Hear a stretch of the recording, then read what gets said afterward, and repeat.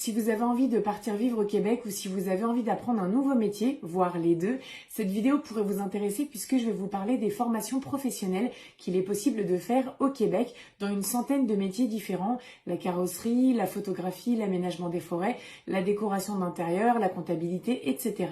C'est des formations qui durent entre 9 mois et 2 ans et qui ont 80% de pratique. Vous apprenez un métier.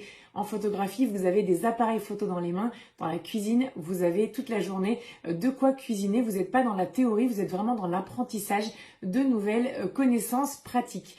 Ces formations, elles sont proposées au Québec, donc évidemment Montréal, mais aussi en région. Et si vous avez envie d'être dans un environnement anglophone, vous pouvez envisager de la faire dans l'Estrie, une des régions du Québec qui n'est pas très connue, mais qui est anglophone. Ces formations, elles s'adressent à tout le monde, il n'y a pas de limite d'âge maximale ou de limite de nationalité. Par contre, les Français sont les seuls au monde à ne pas payer les frais de scolarité. Il n'y a pas besoin d'avoir étudié dans tel ou tel domaine, vous pouvez tout à fait envisager une reconversion, c'est possible et c'est même recommandé. Dans tous les cas, vous devez au minimum avoir obtenu un diplôme délivré par le ministère de l'Éducation de votre pays d'origine. Par exemple, en France, un CAP, un BEP ou un bac, c'est bon. Si vous avez un niveau inférieur, là, il faut regarder au cas par cas. Par exemple, en France, si vous avez terminé votre seconde, c'est-à-dire que vous avez eu la mention passage en première, c'est bon, vous pouvez faire ces formations. Pour vous inscrire à l'une de ces formations, vous allez aller sur québecmétiersdavenir.com et si vous êtes français, belge ou suisse, je vous invite plutôt à aller sur pvtiste.net/QMA, comme Québec Métiers d'Avenir. Ça vous permettra de trouver un coupon jaune que vous allez uploader sur le site de Québec Métiers d'Avenir au moment de votre inscription et ça vous permettra de ne pas payer les 100$ de frais d'ouverture de dossier auprès de cet organisme qui va vous suivre tout au long de votre demande. En termes d'économie, voici ce qu'il faut prévoir. Si vous n'êtes pas français, je vous l'ai dit, ces formations sont payantes. Elles coûtent entre 10 000 et 60 000 $ canadiens en fonction de la durée, en fonction des formations et parfois même en fonction de où vous faites cette formation au Québec.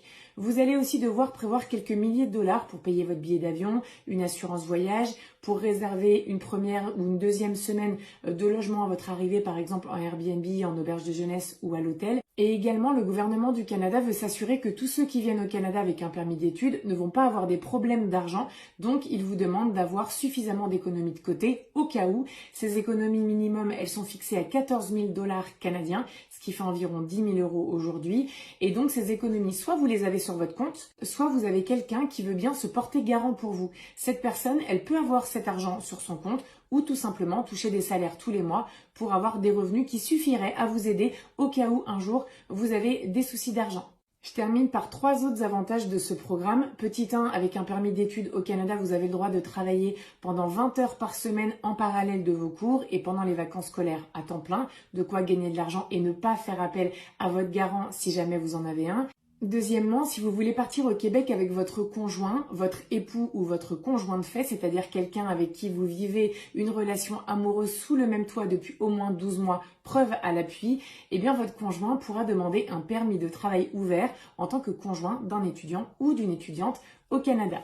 Et troisième point, quand on a un permis d'études comme ça au Canada pour ce type de formation, dans la foulée, on peut demander un permis de travail post-diplôme, un PTPD, qui vous permet de travailler partout au Canada.